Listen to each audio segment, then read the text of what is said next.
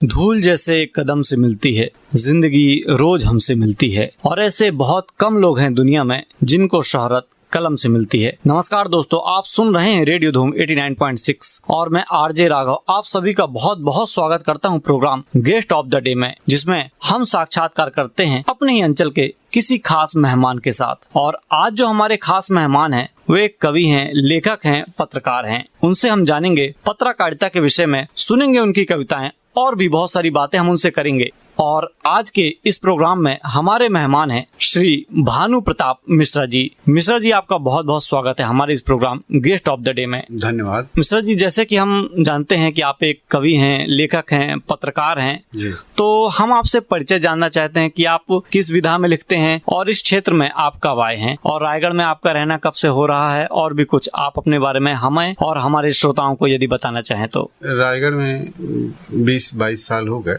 और मैं वीर रस में ही ज्यादा लिखता हूँ जी। वही मेरी विधा है और गीत भी मैंने कई गीत भी लिखी है और गणेश वंदना, माता सरस्वती की वंदना और आदि कई गद्य और पद्य दोनों विधाओं में मैं लिखता हूँ। और मैं 20 साल से पत्रकारिता कर रहा हूँ। रायगढ़, भिलाई भी रहा, बड़े बड़े अखबारों में रहा, भिलाई, रायगढ़ और रायपुर आदि में रहा। लेकिन रायगढ़ में चूंकि मेरे रिश्तेदार रहते हैं, मेरे जीजा जी यहाँ पुलिस में थे, अब रिटायर हो गए हैं, तो मैं यहाँ घर बनाया। मेरे को 2003 में घर लिया था, उसके बाद मैं यहीं सेवाएं दे रहा हूँ। और जैसे कि आपने कहा कि आप वंदना वगैरह भी लिखते हैं जी, और हम बिल्कुल, और हम शुरुआत कर रहे हैं और कहते हैं जब भी किसी काव्य की शुरुआत करते हैं तो वंदना से की जाती है। तो हम आपसे निवेदन करेंगे कि आप कोई भी वंदना हमें और हमारे श्रोताओं को सुनाएं। जी ठीक है, मैं अपनी लिखी हुई माता सरस्वती की एक वंदना सुना देता हूँ। जय जय वीणा वादिनी, जय जय जय वीणा वादिनी, जय जय जय विद्या दायिनी, जय जग के इस अज्ञान तिमिर को ज्ञान ज्योति में कर दो विलय। जय जय वीणा वादिनी, जय जय जय विद्या दायिनी, जय। अगला बंद है। लेकर बैठे क्रूर वासना, लेकर बैठे क्रूर वासना, जग में हर पग व्याध अभय, सन्मति दे दो मात उन्हें भी, वे सब भी हो जाय मलय। जय जय जय जय वीणा वादिनी, जय जय जय विद्या दायिनी, जय। ज्ञान संपदा करते विक्रय, भर दो उनके मन अब भय, भर दो उनके मन अब भय, निर्धन भी तुम को पा जाए, रोक दो विद्या का विनिमय।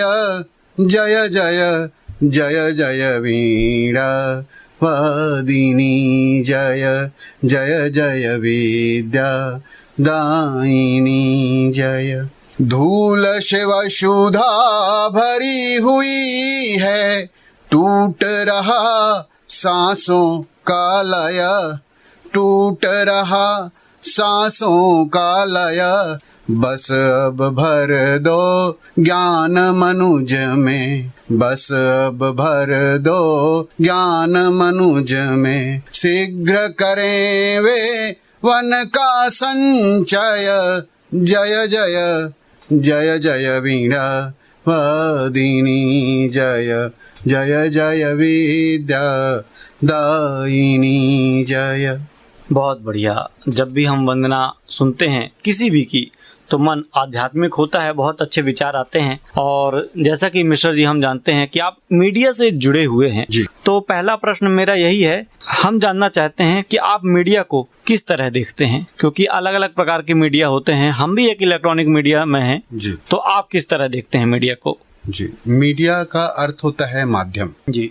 और मतलब देखिए ये मीडिया तो हर समय चिरकालीन व्यवस्था रही है। जब मानव संचार सीखा होगा तब से ये व्यवस्था रही है। संचार एक मानवीय आवश्यकताओं की पूर्ति का उपकरण है जी। संचार बिना आप दवा लेने जाओगे तो दवा के दुकानदार से आपको चर्चा करनी पड़ेगी कि कौन सी दवाई लेनी है, और आप अपनी उपयोगिता बताओगे, आवश्यकता बताओगे, तो आपकी आवश्यकता के अनुरूप वो दवा देगा। वैसे ही हमारी जैसे लोक संचार कलाएं हैं, तो पहले जब ये माध्यम नहीं था, जब हमारे पास ना प्रिंट मीडिया था, ना इलेक्ट्रॉनिक मीडिया था, ना डिजिटल मीडिया था, माध्यम कोई नहीं था, तो हमारी चिरकालीन व्यवस्थाएं रही हैं कि लोक संचार की कलाएं, और लोक संचार उसे कहते हैं। तो उससे आदमी क्या है, जैसे जैसे तकनीक का विकास किया तो वो जन संचार के माध्यमों का विकास किया, तो उन्हीं माध्यमों को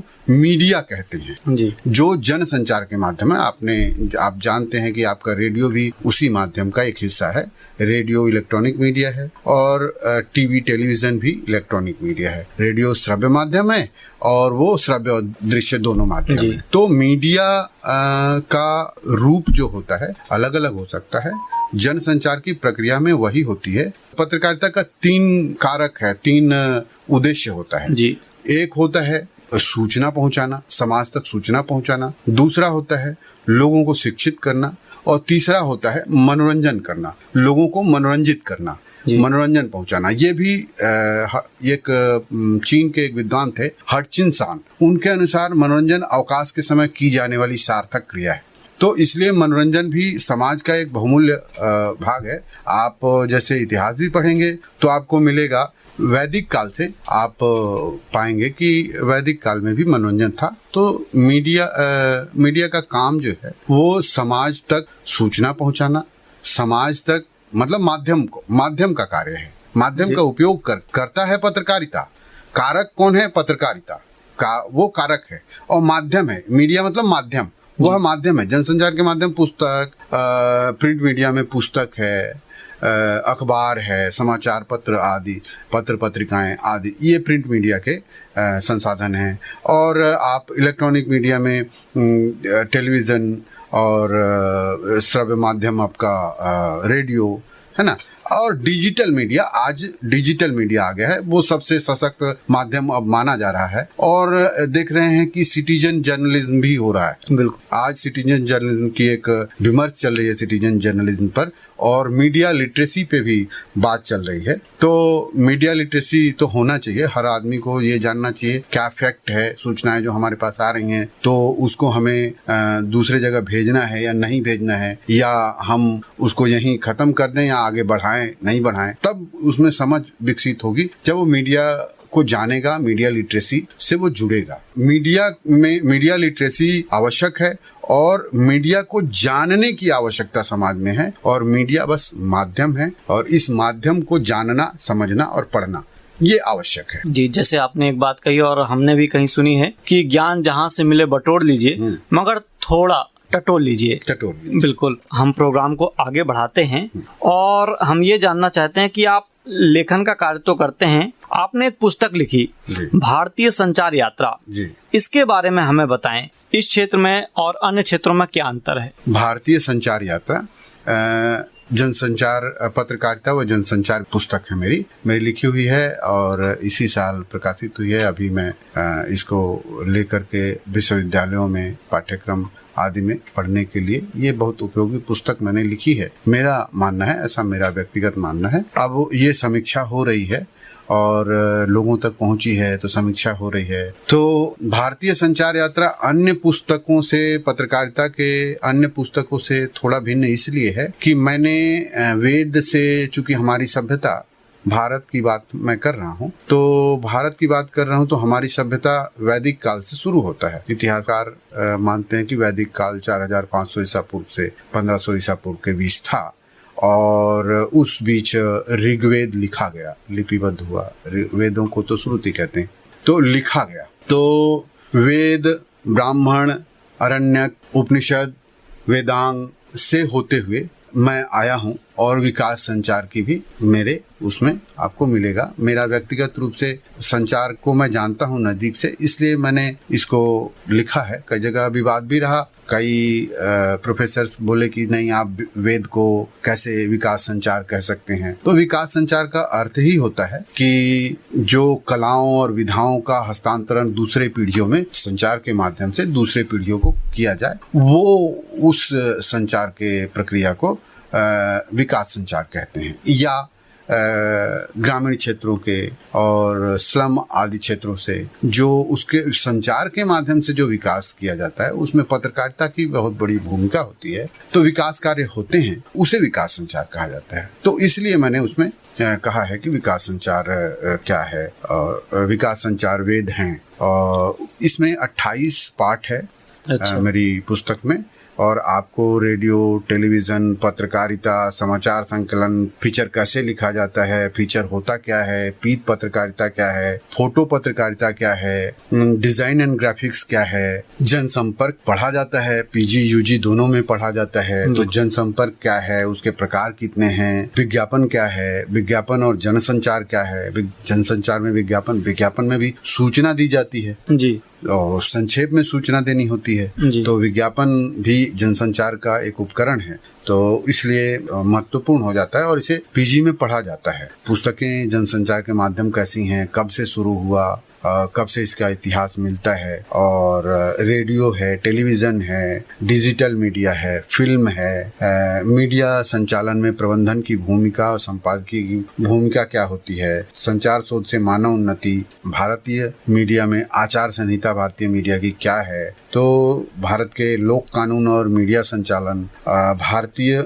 एक पाठ मैंने लिखा है, भारतीयों की भूल की संवैधानिक सुधार। आप इसमें देखेंगे कि महत्वपूर्ण चीज़ ये है कि मैं जब इतिहास पढ़ने लगा तो इसको लिखने से पहले थोड़ा इतिहास भी पढ़ा। तो वैदिक काल में और पूर्व वैदिक काल में सभाओं और समितियों की भूमिका मिलती है जी। तो जब सभाओं और समितियों की भूमिका मिलती है, उसमें आप पाएंगे कि राजा की नियुक्ति सभाओं और समितियों द्वारा की जाती थी जी। उस समय उनको पदच्युत करने का भी अधिकार हुआ करता था, और उनके चयन का भी अधिकार उनके पास सभाओं और समितियों के पास हुआ करता था।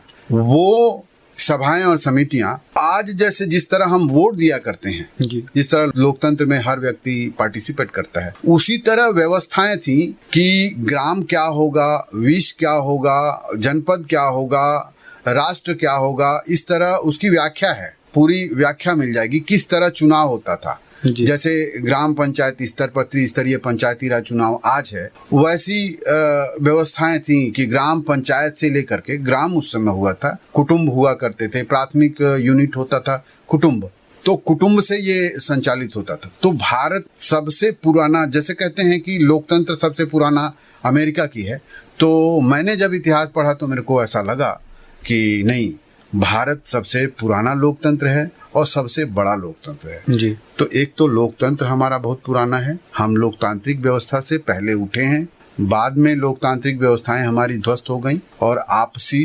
मतलब दुराचार, मन, धन की लोलुपता, मन में वैमनस्यता आदि जो कारक हैं, हमारे नैतिक क्षरण का कारण बना और हमारा समाज उसके ओर चला गया। तो हमने इसमें विशेष रूप से इस पुस्तक में लिखने का प्रयास किया है कि भारतीय चीज़ों को उभारने का प्रयास किया है, और पत्रकारिता के क्षेत्र में ये चीज़ें आज तक नहीं की गई थी। लोक संचार के माध्यमों को मैंने काफ़ी उठाया है, और जैसे छत्तीसगढ़ के लोक संचार कई माध्यम, बहुत सारे माध्यम हैं, जैसे पंडवानी आप सुने होंगे, विश्व में प्रसिद्ध है, तो वो छत्तीसगढ़ का लोक माध्यम है। आप सुने होंगे कठपुतली जी, वो लोक संचार का माध्यम है। तो लोक संचार के बहुत सारे माध्यम है। ये पहली बार मैंने लोक संचार के माध्यम को उठाने का, और कई प्रोफेसर्स इसकी प्रशंसा किए कि नहीं, आपने इसको बड़े तन्मयता से और बड़े शोध करने के बाद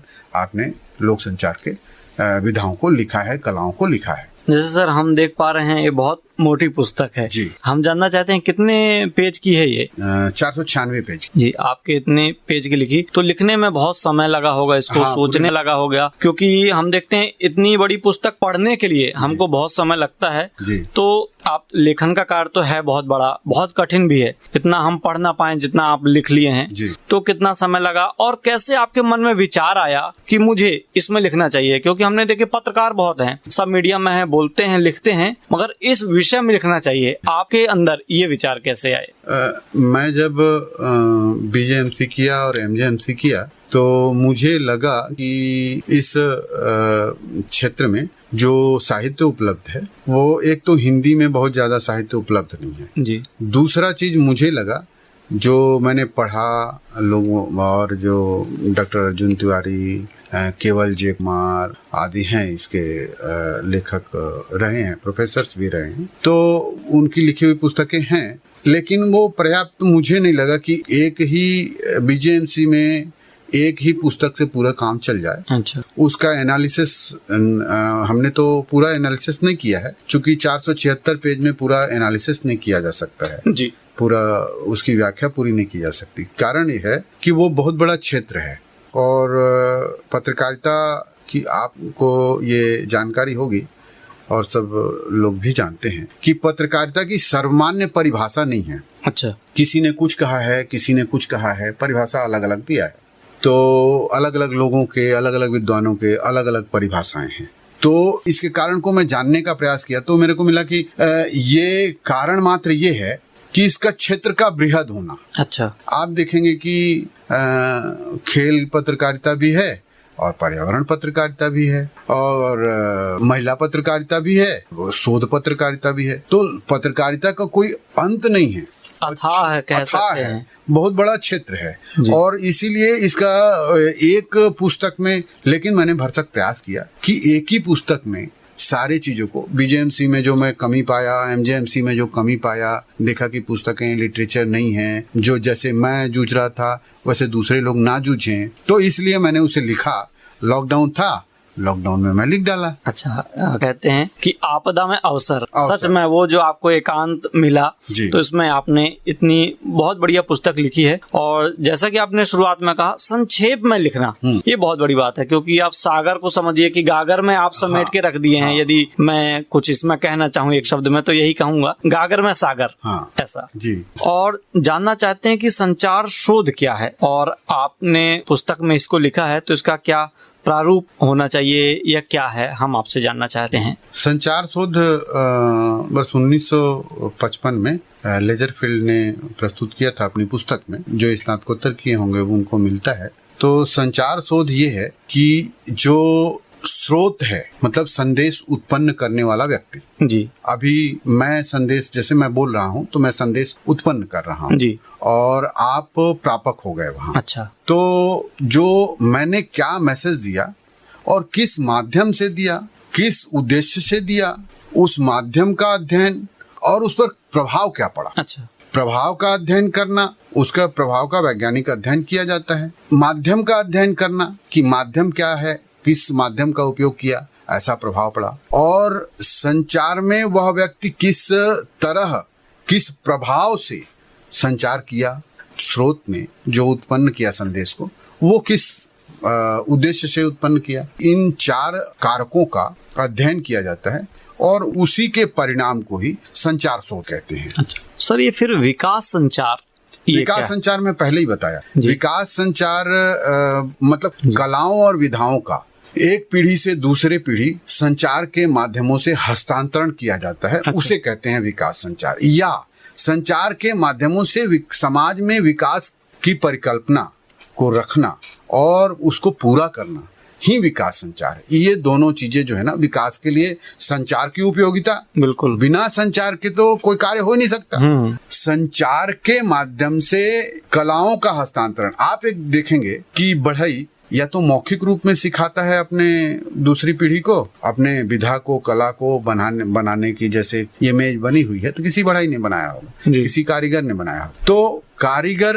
जब अपने विधाओं को, अपनी कलाओं को, लेखक अपने बच्चे को सिखाता है कि लिखी कैसी जाती है, कैसे पढ़ी जाती है, तो ये तो हस्तांतरण जब जिस माध्यम में, या तो लिखित रूप में हो या मौखिक रूप में हो सकता है संभवतः, लेकिन कलाओं और विधाओं का हस्तांतरण संचार के माध्यम से करना और विकास के लिए, समाज के विकास के लिए संचार के माध्यमों का उपयोग करना ही विकास संचार है। तो जैसे ये तो विकास संचार की बात हो गई, आप पत्रकारिता में हैं, आपने कहा कि बीजेएमसी आपने किया, एमजेएमसी किया, इसमें कुछ स्पेशलाइजेशन होते हैं क्या? हाँ, स्पेशलाइजेशन मतलब पीएचडी जो करेंगे जी, तो वो विषय भी होते हैं कि पीएचडी में कौन से विषय पे आपको टॉपिक मिलता है, वो टॉपिक का चयन होता है और उस टॉपिक पर आप काम करते हैं और शोध पत्र आप जमा करते हैं। और अब तो 18 महीने का भी हो गया कि 18 महीने में आप जमा कर देंगे शोध पत्र तो पीएचडी हो जाएगा। तो ऐसा है। जैसे हम सुनते आ रहे हैं, मेरा निजी है कि जैसे कुछ लोग क्राइम को कवर करते हैं, कुछ सिविल को कवर करते हैं, जैसे हम वकालत में देखते हैं कि क्राइम और सिविल अलग अलग हो गए, ऐसा कुछ रहता है क्या स्पेशलाइजेशन में? पढ़ाई में क्या ऐसा होता है? हाँ, पढ़ाई में भी होता है। और जैसे हम देखते हैं कोई स्पोर्ट के हैं, कई चैनल्स में देखते हैं वो केवल स्पोर्ट्स की न्यूज सुनाते हैं, कुछ केवल क्राइम को कवर करते हैं। तो ऐसा उसको कुछ स्पेशल टिप्स होते हैं, स्पेशल प्रकार से सिखाया जाता है क्या? नहीं, स्पेशल प्रकार से नहीं सिखाया जाता है, उसमें सारी विधाओं को सिखाया जाता है कि इसको अगर लिखना है, स्पोर्ट्स को लिखना है, जैसे समाचार लिखने की विधि होती है, अच्छा, अपनी विधि होती है, उल्टा पिरामिड में लिखना रहता है। उल्टे पिरामिड में समाचार को सीधा नहीं लिखा जाता। अच्छा, इसका कोई उदाहरण देकर आप हमें यदि समझाएं तो? हाँ, उदाहरण देकर समझाता हूँ। उल्टे पिरामिड मतलब पिरामिड का ऊपर वाला भाग पतला होता है और नीचे वाला भाग मोटा होता है। अच्छा, तो पिरामिड को यदि उल्टा कर दिया जाए तो नीचे वाला भाग ऊपर चला जाएगा। इसमें समाचार में प्रमुख चीज शीर्षक में आता है। एक 18 साल के युवा ने की माँ की हत्या जी। अब आप समझ जाएंगे, शीर्षक में एक चीज दे दिया कि इसमें आप समझ जाएंगे समाचार होगा क्या। 18 साल के युवक ने यदि अपने माँ की हत्या की तो उसमें कारण क्या है, आपको आकर्षण होगा, बढ़ेगा, भाई क्यों माँ की हत्या क्यों कर दी भाई।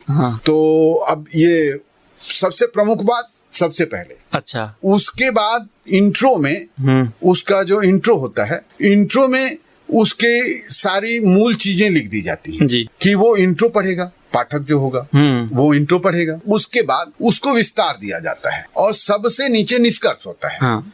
तो निष्कर्ष देना अभी चलन नहीं है, लेख आदि में निष्कर्ष दिया जाता है, लेकिन समाचारों में निष्कर्ष जल्दी नहीं दिया जाता, विस्तार तक ही छोड़ दिया जाता है। कई जगह दिया जाता है, कई जगह नहीं दिया जाता है, इसका कोई विशेष मानक नहीं। बहुत बढ़िया आप समझा रहे हैं, ऐसा मुझे लग रहा है कि मैं इसका अध्ययन कर रहा हूँ किसी कॉलेज में बैठ करके, और आप एज ए प्रोफेसर समझा रहे हैं, हमें बहुत अच्छा लग रहा है। तो मिश्रा जी, हम प्रोग्राम को आगे बढ़ाते हैं, और जैसा कि हम जानते हैं कि आप एक कवि भी हैं, और जब भी हमारे सामने कोई कवि आ जाता है तो ऐसा लगता है कि कुछ कुछ कविताएं सुनते रहें। तो जैसा कि आपने बताया कि आप वीर रस में लिखते हैं, तो उसी रस में आप यदि कुछ कविताएं हमको सुनाना चाहें तो? जी, मेरे आदर्श हैं, आदर्श और गुरु मैं मानता हूँ डॉक्टर हरिओम पंवार जी को, और उनको ही देख के मैंने मतलब उनको सुन के ही मैंने लिखना शुरू किया। और मेरी एक कविता किसी एक विश्वविद्यालय में कुछ नारे लगाए गए थे, उसी समय मैंने लिखा था, तो उसकी 4 लाइन। हे चौरस छाती के स्वामी, मैं मन की व्यथा गाता हूँ, आपने जो विश्वास दिया था मैं उसकी याद दिलाता हूँ। आपने जो नारे गाए थे वह भूमंडल प्यारा है, जहाँ बलिदान हुए मुखर्जी वह कश्मीर हमारा है। क्या वह नारे झूठे थे? याद था उन बेटों को गाली, जिन बेटों ने हिम शिखरों पर अपनी जान गंवा डाली। कैसा है यह बाग बगीचा, कैसे हैं इसके माली, कुछ ने अपने खून से सींचा, कुछ दे जाते हैं गाली। बहुत बढ़िया, बहुत अच्छा लग रहा है। यदि इसी विधा में और आप कुछ सुनाना चाहें तो बिल्कुल निरंतर सुनाते रहें। एक मैं कविता सुनाता हूँ, लड़खड़ाता जनतंत्र इसका शीर्षक है, उसे ही मैं सुना देता हूँ। स्वागत है। जब माँ का ही भाल हो घायल, जब माँ का ही भाल हो घायल, कैसे मैं श्रृंगार सुनाऊं प्रियतम के मुख के सौंदर्य को, मैं सुर में कैसे गाऊं प्रियतम के मुख के सौंदर्य को, मैं सुर में कैसे गाऊं अधरों पर बिखरी लाली को, कैसे मैं अपने स्वर में लाऊं, है कुर्सी पर दुशासन बैठे, कैसे उनको कृष्ण बताऊं, कैसे उनको कृष्ण बताऊं। प्रियतम के चंदन से बदन पे मैं कैसे गीत श्रृंगार बनाऊं।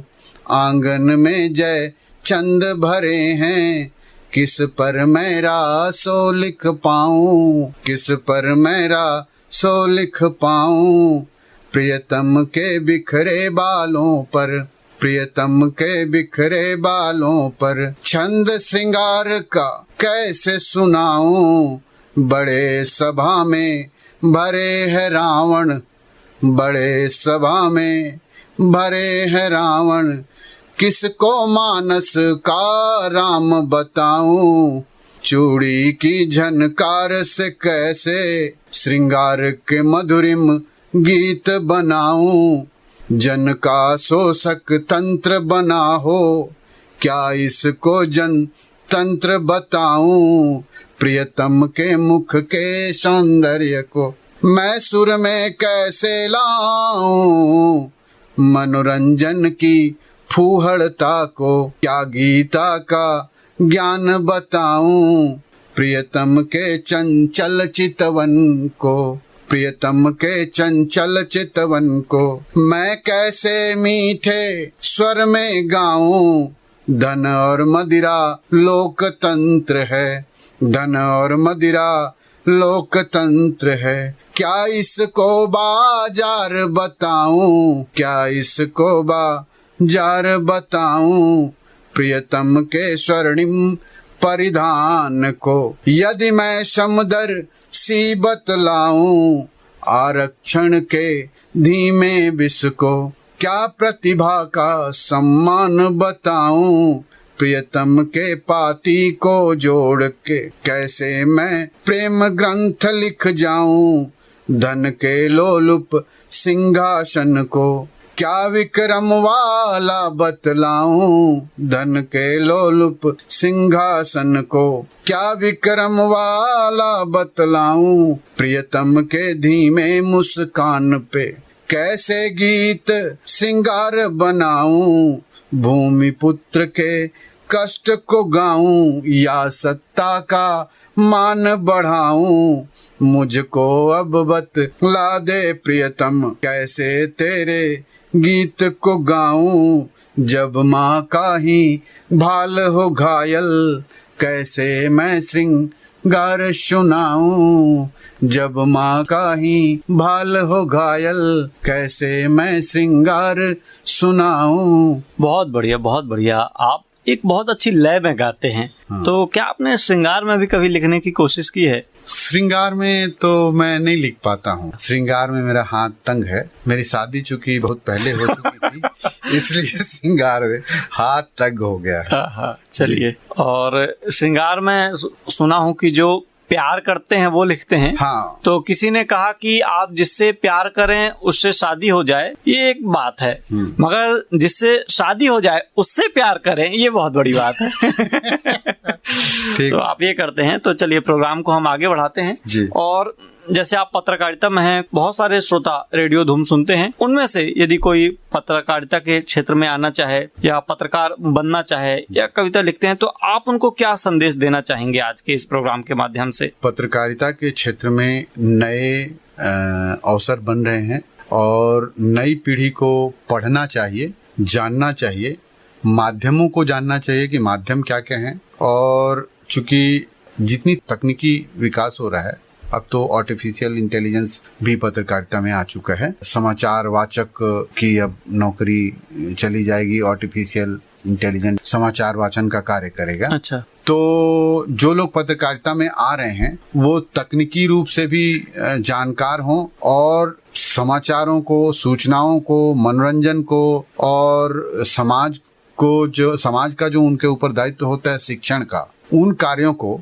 बड़े अच्छे ढंग से समझें, जानें और पढ़ें, अध्ययन करें, तो वो कार्य बहुत अच्छे ढंग से कर सकते हैं और वो काफी ऊंचाई को छू सकते हैं। जैसा कि कई स्पेशलाइजेशन होते हैं, 12वीं के बाद लोग थोड़ा सा कंफ्यूज हो जाते हैं कि क्या करें क्या ना करें, और कुछ तो 10वीं के बाद ही, क्योंकि अलग अलग विषय लेने पड़ते हैं। तो क्या पत्रकारिता के लिए कोई एक खास विषय लेना पड़ता है कि आर्ट्स में साइंस जो भी ले लें? नहीं, वो जो भी विषय लिया हो कोई जरूरत नहीं, वो साइंस भी लिया हो 12वीं में, या आर्ट्स लिया हो, या कॉमर्स लिया हो, उससे वो नहीं है। वो 45% या 50% नंबर पाया हो अगर 12वीं में, तो उसका बीजेएमसी में अच्छे संस्थानों में हो जाता है, और थोड़ी सी उनको एंट्रेंस भी देनी पड़ती है, लेकिन बीजेएमसी में एडमिशन हो जाता है। और बीजेएमसी पढ़ने के बाद आदमी एक दक्ष हो जाता है थोड़ा, और बहुत सारे प्रैक्टिकल भी कराए जाते हैं, प्रोजेक्ट भी जमा कराए जाते हैं, तो उसमें बहुत सारी चीजें सीखने को मिलती हैं। उसके बाद आप एमजेएमसी करते हैं तो आप मास्टर हो गए। अच्छा। उसमें मास्टर इन जर्नलिज्म जब करते हैं तो आप उस क्षेत्र के मास्टर हो गए, और आप सब जान जाते हैं कि विधाएं क्या हैं, कलाएं क्या हैं, हमको क्या काम करना है, किस तरह क्या इम्पैक्ट आएगा। सूचना संप्रेषित तो करनी है, लेकिन सूचनाओं को छान भी लेना है, जान भी लेना है कि ये सूचनाएं सही हैं गलत हैं, तो उसकी पुष्टि भी करनी है, और बिना पुष्टि किए सूचनाओं को नहीं देना, ये भी हमारा दायित्व होता है। सामाजिक दायित्व भी हमारा बहुत बड़ा होता है। पत्रकार का सामाजिक दायित्व बहुत महत्वपूर्ण होता है, क्योंकि वो उलूल जुलूल न लिख सकता है, बिल्कुल, और न बोल सकता है। उसको निष्पक्ष होना आवश्यक है। तो उसे ये तब आएगी, ये ज्ञान तब उसको हो सकता है जब वो पढ़ा हो और उसको जाना हो, समझा हो, पढ़ा लिखा हो। बहुत अच्छा संदेश दिया। तो मिश्रा जी, ये जानना चाहते हैं कि जैसे आप एक पत्रकार हैं, कई लोगों का आपने इंटरव्यू लिया होगा, अलग अलग लोग मिले होंगे, और आज आप उस गद्दी पर बैठे हैं जी। तो कैसा महसूस कर रहे हैं? इंटरव्यू लेना ज्यादा सरल है कि जवाब देना ज्यादा सरल है? कैसा महसूस होता है? नहीं, वो तो विषय पर होता है, ये कोई आवश्यक नहीं होता। आप विषय की जानकारी, अब जैसे आप मेरे से प्रश्न अगर राजनीति से पूछेंगे जी, तो मैं उसमें कंफर्ट नहीं हूँ। अच्छा। अब चूंकि अब मेरे विषय का है तो मैं आपको जवाब देने में सरलता है, मैं कोई दिक्कत नहीं है, कोई परेशानी में नहीं हूँ। लेकिन अलग विषय से अब पूछेंगे, अच्छा, तो उसमें कठिनाई है। लेकिन जो पत्रकार इंटरव्यू लेता है जी, वो भी कठिन कार्य है, और बहुत कठिन कार्य है। आप मेरा इंटरव्यू ले रहे हैं, इसका मतलब आपने पूरा होमवर्क किया होगा, और उसको जाना होगा, समझा होगा, पढ़ा होगा। मैं कई लोगों का इंटरव्यू लिया हूँ। साक्षात्कार कोई सरल कार्य नहीं है, वो एक ऑलरेडी विधा है, और उस विधा को जानने के लिए पहले उस आदमी के विषय में जानिए, उसकी छोटी छोटी बारीकी को जानिए, क्या पूछेंगे, वो क्या था, क्या नहीं था। तो ऐसे वो एक कठिन कार्य है, और साक्षात्कार देना भी, साक्षात्कार नायक चूंकि उसी क्षेत्र से होता है, तो उसके लिए शायद मेरे को लगता है कि सरल है। उसी क्षेत्र का वो विशेषज्ञ होता है, जानता है वो। जी, और एक चीज देखते हैं सर कि कॉन्फिडेंस की कहीं ना कहीं कमी आ जाती है। कुछ श्रोता या पत्रकारिता में जो जाते हैं, जाना चाहते हैं, ये बहुत अहम चीज होती है। इसके बारे में आप यदि कुछ प्रकाश डालना चाहें इसमें तो। हाँ, कॉन्फिडेंस लोगों का मतलब कैमरा देखते, या व्यक्ति बहुत पढ़ा लिखा है, या बहुत इंटेलेक्चुअल पर्सन को आप कवर करने जा रहे हैं, तो या मुख्यमंत्री या प्रधानमंत्री या कोई और को आप बड़े पद के लोगों का इंटरव्यू लेने जा रहे हैं, तो उस समय आप घबरा जाते हैं। अच्छा, ये स्वाभाविक है, थोड़ा सा हाथ पांव हिलने लगता है। लेकिन आप यदि होमवर्क करके गए हैं और बाकायदा ये लिटरेचर लेके गए हैं कि हमको यही प्रश्न पूछना है, प्रति प्रश्न में आप जितना कंफर्ट रहेंगे उतना प्रति प्रश्न आप पूछ सकते हैं, उसमें प्रति प्रश्न पे प्रभाव पड़ता है। यदि आप घबरा गए, और ये क्या है, पहले स्टेज में होता है घबराहट ना, पहले स्टेज में होती है, बाद में नहीं होती। मतलब वो करते करते सीख जाता है। कहते हैं ना, करत अभ्यास के जड़मति होत सुजान। हाँ, वही है कि वो करते करते सीख जाता है चीजों को। क्योंकि यदि आप थोड़ा सा बोलने में कहीं लगता है कॉन्फिडेंस की कमी हो गई, तो शुरुआत में ही गड़बड़ हो जाती है। आप गड़बड़ हो जाएंगे तो फिर कार्यक्रम ही पूरा फेल हो जाता है, संचालित नहीं हो पाएगा। और चूंकि उसी पर नायक, पत्रकारिता के भाषा में जो साक्षात्कार लेते हैं उसे नायक कहते हैं। जो साक्षात्कार देने वाला होता है ना, वो व्यक्ति साक्षात्कार देने वाला नायक होता है, उसको पत्रकारिता की भाषा में नायक कहते हैं। तो जो नायक बैठा होता है उसकी सारी जानकारियों आपको जाननी होती है, और उसके बाद आपको ये तय करना होता है कि प्रश्न आप क्या बनाएंगे, क्या पूछेंगे। प्रति प्रश्न तो तय नहीं होता, लेकिन प्रति प्रश्न उसके बातों से निकलता है। बिल्कुल बिल्कुल। तो बढ़िया आपने बात बताई। इससे क्या है, कुछ श्रोताओं का या जो लोग सुन रहे हैं या जो आपको सुनेंगे, थोड़ा सा कॉन्फिडेंस इंप्रूव होगा। और जैसा कि आज आपने हमें जानकारी दी पत्रकारिता से संबंधित, यदि लोग करना चाहें क्या क्या चीज कमी होती है उसका भी आपने उजागर किया। तो हम अपने सभी श्रोताओं से भी कहना चाहेंगे कि यदि आप इस क्षेत्र में जाना चाहते हैं तो सर की दी हुई शिक्षा को आप ग्रहण करें और उस क्षेत्र में आगे जाएं। जैसे आपने कहा कि पढ़ना बहुत जरूरी है, जितना आप पढ़ेंगे उतना ज्यादा आपके अंदर कॉन्फिडेंस होगा। तो सर बहुत अच्छा लगा हमें आपसे बात करके और बहुत सारी जानकारियां मिली। तो हम चाहते हैं कि आप जाते जाते रेडियो धूम 89.6 के माध्यम से हमारे श्रोताओं को कोई संदेश देना चाहें तो। जी, मैं चूंकि कवि हूँ तो कविताओं में ही स्वागत दे देता हूँ। छंद हो या गीत हो, छंद हो या गीत हो या हृदय की आग हो, छंद हो या गीत हो या हृदय की आग हो, रागनी में राग में हर हृदय के बाग में, रागनी में राग में हर हृदय के बाग में, बस मेरी ये कामना है हर हृदय में अनुराग हो, हर हृदय अनुराग हो, हर हृदय अनुराग हो। बहुत बढ़िया आपने संदेश भी दिया। तो बहुत अच्छा लगा आपसे बात करके। तो आपका कीमती समय देने के लिए मिश्रा जी बहुत बहुत धन्यवाद। धन्यवाद आपने बुलाया इसके लिए। और राघव जी धन्यवाद इसके लिए आपको भी धन्यवाद, विशेष धन्यवाद। तो दोस्तों अभी आप सुन रहे थे program guest of the day, जिसमें आज के हमारे मेहमान थे भानु प्रताप मिश्रा। और इस प्रोग्राम में तकनीकी सहयोग रहा पवन दिव्यांशु मिश्रा का और इसका संचालन किया आपके दोस्त आरजे राघव ने। और इस प्रोग्राम के प्रस्तुतकर्ता थे रमा शंकर शुक्ला। तो आज के प्रोग्राम में बस इतना ही। अब मुझे दीजिए अनुमति, मैं मिलूंगा आपसे फिर किसी प्रोग्राम में। मगर आप कहीं जाइएगा नहीं, सुनते रहिए रेडियो धूम 89.6, क्योंकि आपके मनोरंजन की जिम्मेदारी अब है हमारी। नमस्कार।